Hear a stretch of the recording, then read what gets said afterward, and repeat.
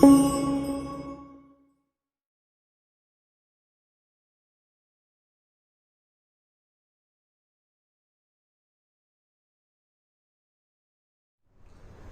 Students, अब देखिए ये जो टॉपिक है आपका बायोटेक्नोलॉजी एप्लीकेशंस का लास्ट टॉपिक है, जिसका नाम है इथिकल इश्यूज, ठीक है, और बायो इथिक्स, ठीक है। ये एक जनरल टर्म है। अगर हम बात करते हैं इथिकल इश्यूज की या इथिक्स की, कहीं भी, जैसे बोलचाल की भाषा में भी बोलते हैं, यार तुम्हारा कोई एथिक्स होना चाहिए, तुम्हारा कोई मॉरल वैल्यूज होना चाहिए, कोई तो इथिक्स होगा, उसके पास कोई इथिक नहीं है। ये अगर ऐसे बात हम लोग बोलते हैं, इसका मतलब क्या होता है कि उसका कोई स्टैंडर्ड नहीं है, उसकी कोई मॉरलिटी नहीं है, उसका बदलता हुआ स्टेटमेंट है। इथिकल चीजें ये होती है, मतलब एक मॉरल वैल्यूज होती है, ठीक है, एक ह्यूमैनिटी होती है, इसमें सब कुछ इंक्लूड हो जाता है।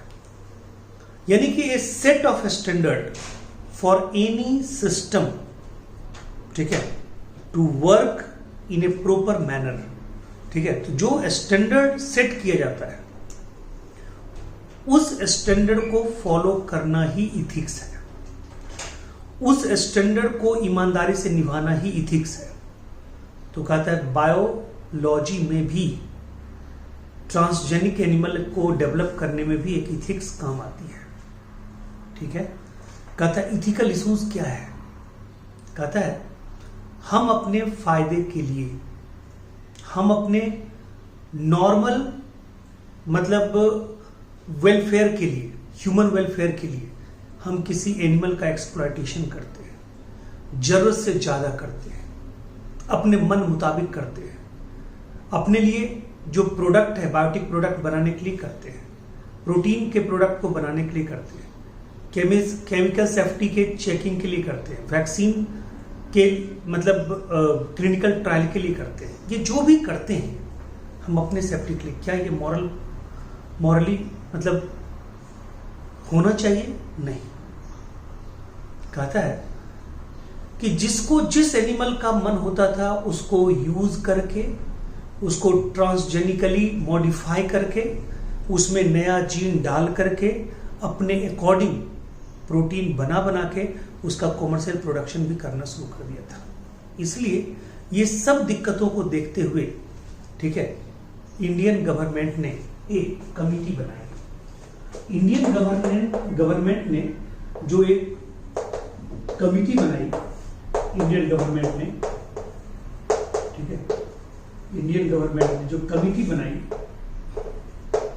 वो कमिटी था GEAC, ठीक है, जेनेटिक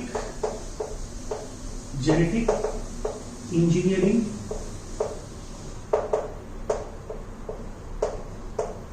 अप्रूवल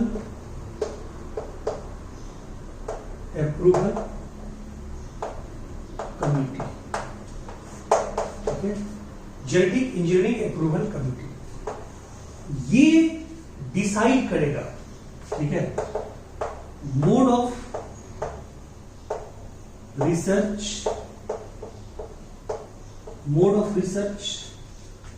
ठीक है, ऑफ जेनेटिकली मॉडिफाइड ऑर्गेनिज्म, चाहे वो GMP हो, जेनेटिकली मॉडिफाइड प्लांट हो, चाहे जेनेटिकली मॉडिफाइड एनिमल हो, ठीक है, क्लियर है। कहता है कि उसका मोड डिसाइड करेगा और उसको पब्लिक वेलफेयर में, यानी कि यूज एंड मिसयूज, ठीक है, इन पब्लिक फील्ड, ठीक है, उसका क्या है। जब तक इसके द्वारा अप्रूवल नहीं आएगा, बिना इसके द्वारा अप्रूवल के ये प्रोडक्ट मार्केट में नहीं जा सकता, ठीक है। तो इंडियन गवर्नमेंट ने एक कमेटी बना दी, जेनेटिक इंजीनियरिंग अप्रूवल कमेटी। ये कमेटी ये डिसाइड करेगा कि कौन से एनिमल का यूज लीगल है, कौन से एनिमल का यूज इलीगल है, ठीक है, ये डिसाइड करेगा।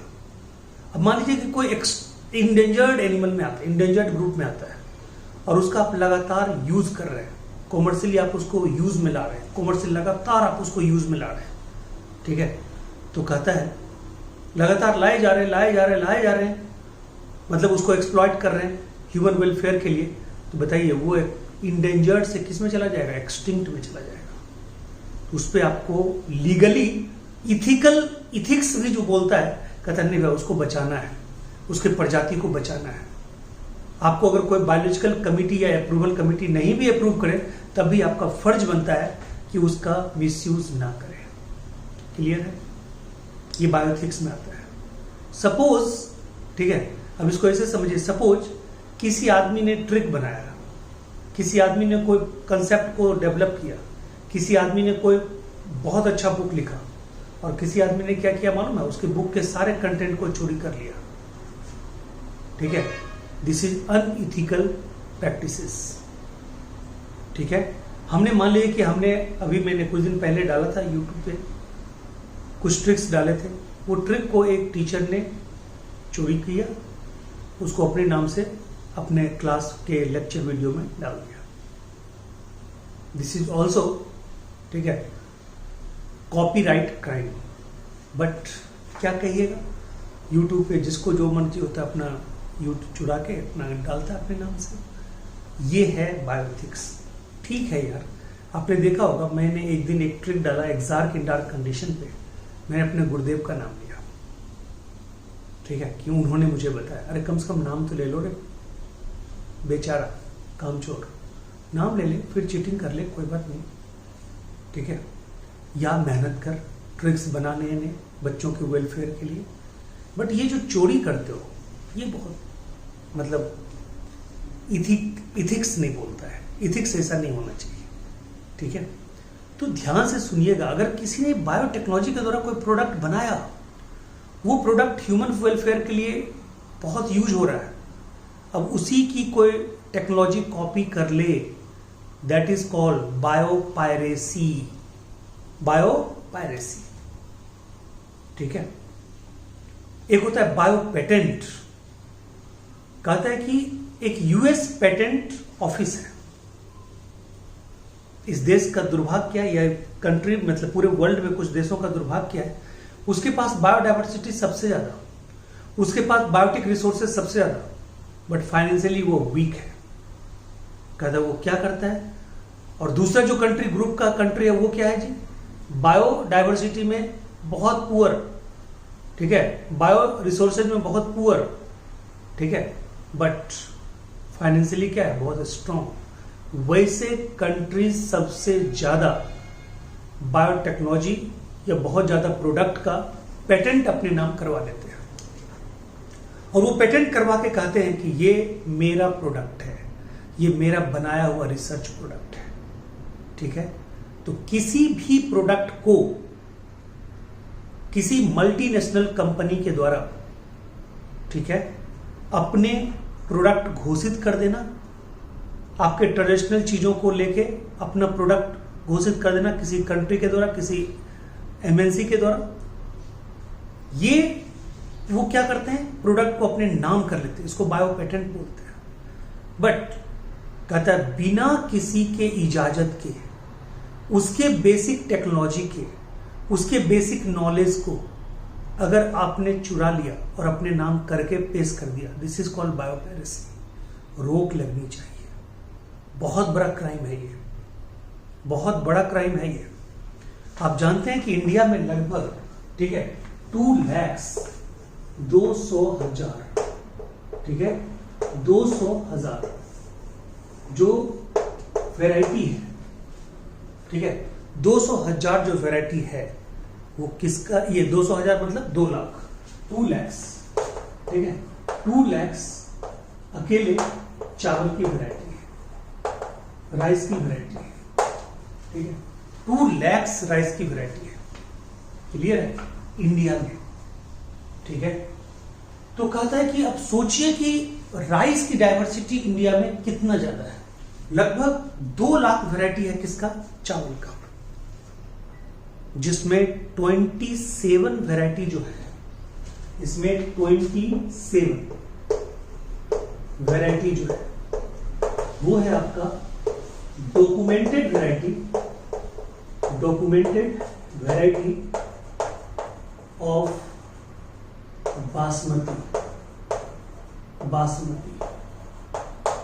ठीक है, documented variety of basmati. Okay, दुनिया का सबसे जाहिल उस मामले में चोर कंट्री जो हम बोलेंगे, वो बोलेंगे अमेरिकन कंपनी को। हमारे देश के इंडिजिनस वैरायटी जो थी चावल की, उसके एक ब्रीड को उसने लिया, semi dwarf variety of rice से उसको क्रॉस करवा के एक नया बासमती राइस का वैरायटी बना लिया, और उसको यूएस पेटेंट ऑफिस से उसने क्या किया, पेटेंट करवा लिया। उसने पेटेंट करवा लिया, और ये हो गया पेटेंट करवाने से कि बासमती या बासमती की तरह का कोई भी चावल दूसरा कंट्री नहीं बेच सकता। ये मुकदमा बहुत लंबा चला, भारत भी बहुत आगे तक उसको पीछा किया। ये जान जाइए, इस पूरे वर्ल्ड में जितनी भी समस्याएं आज के डेट में हैं, उसकी 75% दोषी अमेरिका है, और 25% दोषी, ठीक है, दूसरे कंट्री है। अमेरिका, चाइना, रसिया, ये तीनों मिलके जो डेवलपिंग कंट्री है उनको बर्बाद किए हुए हैं, उनको लड़ाते रहते हैं, उनको आपस में लड़ा के अपने हथियार बेचते हैं, ठीक है। इसलिए कभी कभी उनको उस चीज का मूल्य चुकाना पड़ता है। तो ये जो है, ये बायो पेटेंट की बात, अब सोचिए, अपना ये राइस के साथ इन्होंने अपना ऐसा किया कि 27 डॉक्यूमेंटेड वैरायटी है, ऑथेंटिक वैरायटी है बासमती चावल का इंडिया में, ठीक है। टोटल वैरायटी है 2 लाख वैरायटी में एक बासमती, और बासमती का अकेले 27 वैरायटी है। उसको उसमें एक जो अपना शुद्ध जो देसी वैरायटी था बासमती का, वो और semi dwarf variety of rice, दोनों को क्रॉस करवा के यूएस, ठीक है, कमिटी ने एक अलग से चावल बनाया, ठीक है, राइस वैरायटी, नया वैरायटी, और उसको क्या किया, पेटेंट करवा लिया। इससे हमारा अधिकार खत्म हो जाता है, ठीक है, यानी कि राइस की तरह का कोई वैरायटी बेचने से, ठीक है। अब आप समझिए, इसी तरह उन्होंने किया टर्मेरिक का, इसी तरह उन्होंने, अच्छा ये बासमती राइस का जो वैरायटी का इन्होंने जो काम किया, ये कब किया था, ये इलीगल काम कब किया था, ये किया था 1997 में, ठीक है। उसी तरह उसी यूएस पेटेंट ऑफिस में, उसी अमेरिका के द्वारा 2 और अपराध किए गए, 2 और क्राइम किए गए। कहता है 1996 में, ठीक है, नीम, ठीक है, और 1995 में टर्मेरिक, ठीक है जी, टर्मेरिक, नीम। टर्मेरिक को इन्होंने, ठीक है, वाउंड हीलिंग केमिकल के रूप में इन्होंने यूज करना शुरू कर दिया, जबकि टर्मेरिक हमारा आपका खानदानी मतलब प्रोडक्ट है, हमारा आपका इंडियन कल्चर का खानदानी आयुर्वेदिक मेडिसिन के रूप में यूज होने वाला, घर घर में यूज होने वाला मसाला है, हल्दी है। उसको उन्होंने एक, ठीक है, ट्रोमा हीलिंग केमिकल के रूप में पेटेंट करवा लिया, वुंड हीलिंग मतलब केमिकल के रूप में उन्होंने पेटेंट, क्योंकि उनके पास पैसे थे, रिसोर्सेज और नॉलेज जीरो थे। आयुर्वेद में हमारा देश, ठीक है, कहां से कहां है, ठीक है, समझ गए। आयुर्वेद के फादर चरक इंडिया के, आयुर्वेद में पतंजलि इंडिया के, धन्वंतरी इंडिया के, और ये लोग सब चोरी कर करके ये प्रोडक्ट बनाते हैं।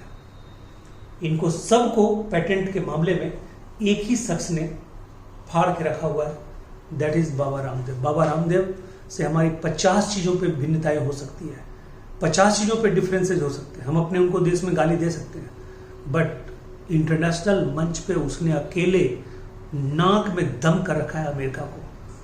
कम से कम 1000 ऐसे प्रोडक्ट है, आयुर्वेदिक प्रोडक्ट, जिसका पेटेंट बाबा रामदेव ने अपने पैसे खर्च करके किए हैं, अपने पतंजलि योगपीठ के द्वारा। That is best. ऐसी तैसी करके रखी है उनके, ये भी पेटेंट सब बाबा रामदेव ने कर रखा है। बहुत अच्छा, वेरी गुड। ठीक है, मतलब जितनी तारीफ की जाए उतनी कम।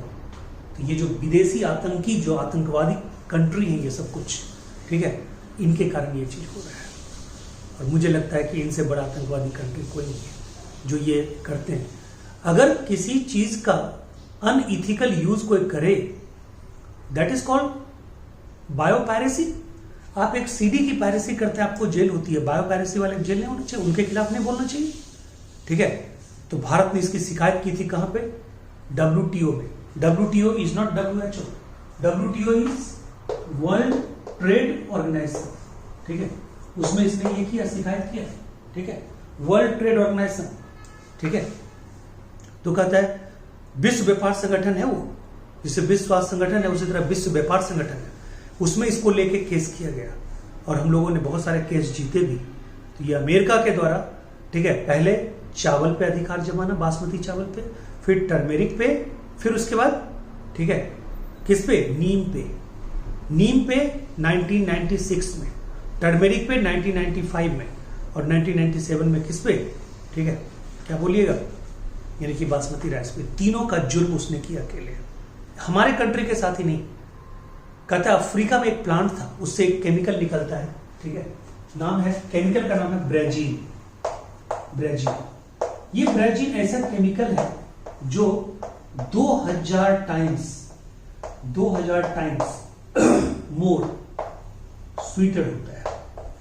2000 टाइम्स मोर स्वीटर होता है, किससे? Then sucrose. ये क्या है डियर? ये प्रोटीन है। ये क्या है? प्रोटीन। यानी कि ये क्या है? नॉन कार्बोहाइड्रेट, यानी कि ये है नॉन शुगर। ठीक है, यानी कि कहता है ये, ठीक है, मतलब सब्स्टिट्यूट के रूप में, substitute used as substitute for diabetic patient. ठीक है, डायबिटिक पेशेंट को एज ए सब्स्टिट्यूट दिया जा सकता है। ब्राजील, अमेरिका ने इस अफ्रीकन नेटिव प्लांट के निकले हुए प्रोडक्ट के लिए भी क्या किया मालूम है? अफ्रीका के उस प्लांट को जो ब्राजील प्रोड्यूस करता था, ठीक है, उस प्लांट को उसने क्या किया? उस प्लांट के उस जीन को, ये ब्राजील प्रोड्यूसिंग जीन को उसने निकाल लिया। पहले तो ऐसा किया, ठीक है, कि ब्राजील, मतलब ब्राजील के पूरे उस वैरायटी को उसने, उस जीन को, वही हम बता रहे हैं, उस जीन को उसने निकाला और मेज में डाल दिया, मेज कर्नल में उस जीन को डाल दिया और मेज की वैरायटी डेवलप कर ली और बोला कि हम ब्राजील प्रोड्यूसिंग इस प्लांट को मॉडिफाई किए हैं जेनेटिक इंजीनियरिंग के द्वारा, और इसका पेटेंट उसने करवा लिया। उसी ने यूएस पेटेंट ऑफिस के द्वारा पेटेंट करवाया। तो ब्राजील के जीन को निकाल के, ठीक है, रिस्पॉन्सिबल जीन को निकाल के उसने किस में डाला? मेज कर्नाल में डाला। ठीक है, और इस ट्रांसजेनिक मेज